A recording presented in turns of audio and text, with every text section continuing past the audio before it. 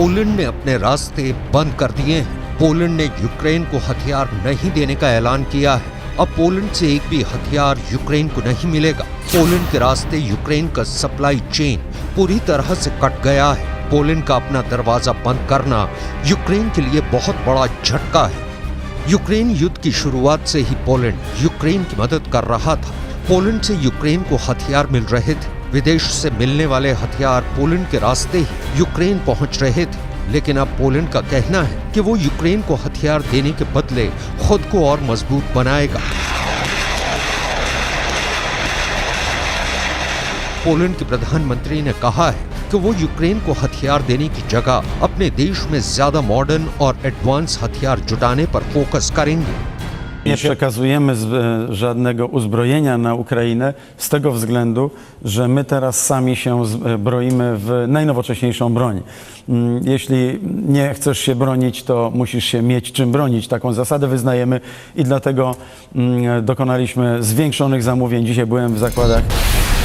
सवाल है यूक्रेन के सबसे करीबी साथी ने क्यों मुंह मोड़ लिया है।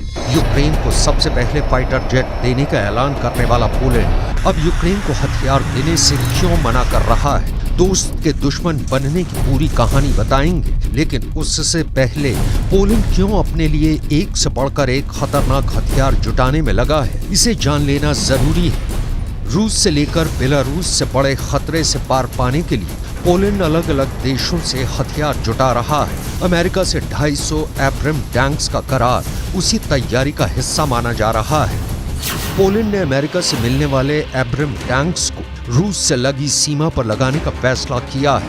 पोलैंड रूस की मुख्य भूमि से काफी दूर है। इसके बावजूद पोलैंड की सीमा से सटे कलिनिनग्राद पर रूस का नियंत्रण है। कलिनिनग्राद से पोलैंड 232 किलोमीटर लंबी सीमा साझा करता है। अब एब्रम टैंक्स को कलिनिनग्राद से लगे बॉर्डर पर तैनात करने वाला है। पोलैंड की 418 किलोमीटर लंबी सीमा रूस के सहयोगी बेलारूस से भी लगती है। पोलैंड को आशंका है कि युद्ध की स्थिति में रूस बेलारूस के रास्ते भी पोलैंड पर हमला कर सकता है। ऐसे में एब्रम टैंकों को बेलारूस बॉर्डर पर भी तैनात कर सकता है। पोलैंड को आशंका है कि रूस के राष्ट्रपति व्लादिमीर पुतिन पोलैंड पर अटैक कर सकते हैं या फिर बेलारूस पोलैंड पर हमला बोल सकता है। किसी भी हमले का जवाब देने के लिए पोलैंड ने दक्षिण कोरिया से F-50 लड़ाकू विमानों को खरीदा है। सिर्फ F-50 ही नहीं, दक्षिण कोरिया से पोलैंड ने और भी जंग के साजो सामान खरीदा है, जिसकी डिलीवरी के बाद खुद दक्षिण कोरिया के प्रधानमंत्री हॉन डक-सू ने पोलैंड का दौरा किया था। 이제 명실공히 폴란드는 한국의 핵심 우방국이자 중동부 유럽 진출의 거점 국가입니다. Polska i Korea po dwóch stronach świata, ale po dwóch stronach Rosji również jednak dzielimy jedną stronę obrony cywilizacji i pokoju. I to bardzo nas łączy. To powoduje, że mamy coraz więcej wspólnych projektów gospodarczych i obronnych. यही वजह है कि Poland ने रूस की सेना के आक्रमण की सूरत में करारा जवाब देने के लिए पोलैंड बेलारूस से लगी सीमा को और सुरक्षित करना शुरू कर दिया है। सैनिकों को सीमा पर तैनात कर रहा है। ये पोलैंड की सेना का सबसे ताजा मूवमेंट। बटालियन की बटालियन जा रही हैं, टैंक जा रहे हैं, बख्तरबंद गाड़ियां जा रही हैं। ये पोलैंड की सेना का बेलारूस बॉर्डर की ओर बढ़ने का वीडियो है। पश्चिमी मीडिया के मुताबिक बेलारूस की ओर बढ़ते खतरे को देखते हुए पोलैंड ने बेलारूस से लगी सीमा पर सेना की तैनाती तो बढ़ा दी है। दावा तो यहाँ तक है कि अगर युद्ध की नौबत आ गई तो नेटो के 1 लाख सैनिक पोलैंड में लैंड कर जाएंगे। पोलैंड के राष्ट्रपति ने दावा किया है कि 1 लाख नेटो सैनिकों की इस मूवमेंट के प्लान पर नेटो ने अपनी मोहर भी लगा दी है। 1 लाख नेटो सैनिकों का पोलैंड आना युद्ध के लिहाज से बहुत बड़ा संकेत है, बहुत विस्फोटक प्लान है। क्योंकि इस प्लान के तहत नेटो की 1 लाख सेना पोलैंड में दाखिल हो जाएगी। नेटो के फाइटर जेट पोलैंड आएंगे, नेटो के घातक टैंक पोलैंड पहुंचेंगे, नेटो की बख्तरबंद गाड़ियां पोलैंड आएंगी, नेटो की स्पेशल फोर्स पोलैंड में होगी। पोलैंड की सबसे बड़ी टेंशन इस वक्त बेलारूस बना हुआ है, क्योंकि पोलैंड के पड़ोसी देश बेलारूस में रूस की कई खतरनाक मिसाइलें तैनात हैं। रूस के परमाणु बम भी अब बेलारूस में लग गए हैं। पोलैंड को डर है कि यूक्रेन की मदद से खार खाए पुतिन आज नहीं तो कल उस पर भी हमला कर सकते हैं।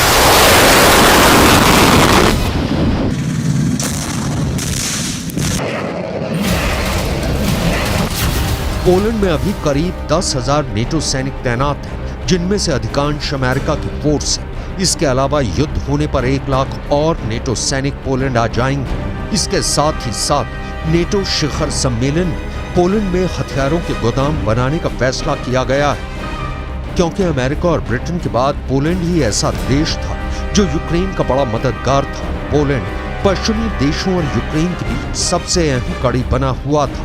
अमेरिका समेत पश्चिमी देशों से यूक्रेन को मिलने वाली मिलिट्री मदद का रास्ता भी पोलैंड से ही होकर जाता था।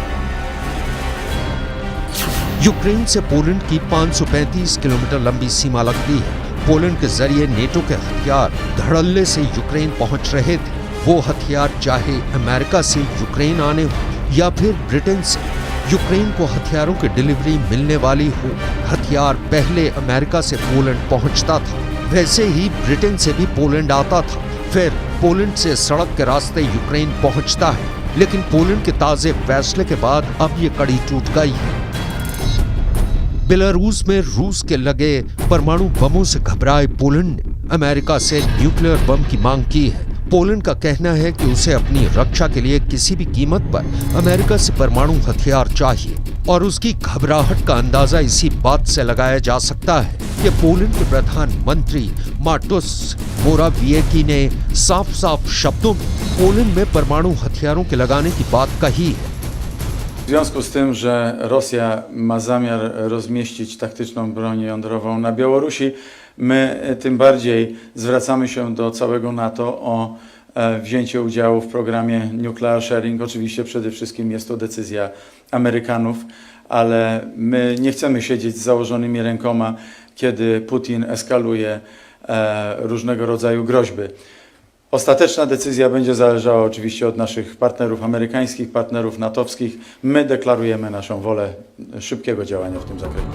पोलैंड के प्रधानमंत्री माटोस मोराविएकी का कहना है कि पोलैंड नेटो के परमाणु हथियार साझाकरण कार्यक्रम में शामिल होना चाहता है। पोलैंड के राष्ट्रपति अंद्रेज डूडा ने पहले ही बयान दे दिया है कि उनके देश को अपनी जमीन पर अमेरिका के परमाणु बम को तैनात करने में कोई दिक्कत नहीं है। वो अमेरिका के परमाणु हथियारों की मेजबानी करने के लिए बातचीत कर रहे हैं। पोलैंड के राष्ट्रपति एंड्रेज डूडा बयान दे चुके हैं कि हमने अमेरिका के नेताओं के साथ इस बारे में बात की है कि क्या अमेरिका इस तरह की संभावना पर विचार कर रहा है। मुद्दा खुला है।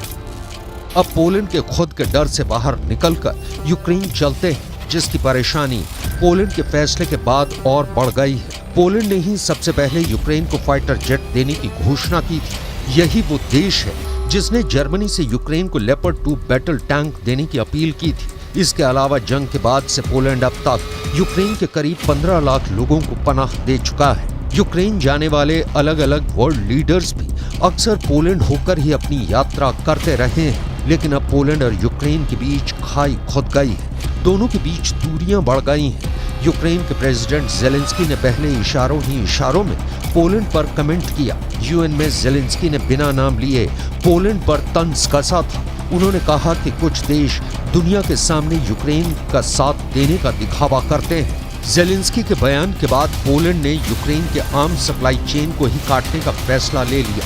पोलैंड से यूक्रेन की बढ़ी दूरियों के पीछे अनाज एक्सपोर्ट पर विवाद है।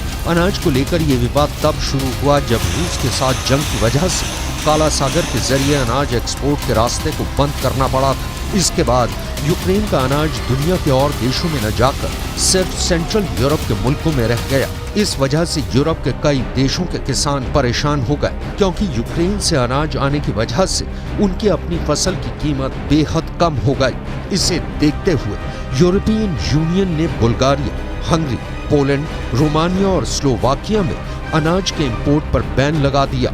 यूक्रेन ने वर्ल्ड ट्रेड ऑर्गेनाइजेशन में इन देशों की तरफ से लगाए गए बैन के खिलाफ केस दर्ज करवाया है। यूक्रेन ने पोलैंड सहित बाकी दोनों देशों पर अंतर्राष्ट्रीय नियमों का उल्लंघन करने का आरोप लगाया, जिससे पोलैंड यूक्रेन से खफा है और अब यूक्रेन को हथियार की सप्लाई रोकने का फैसला लिया है।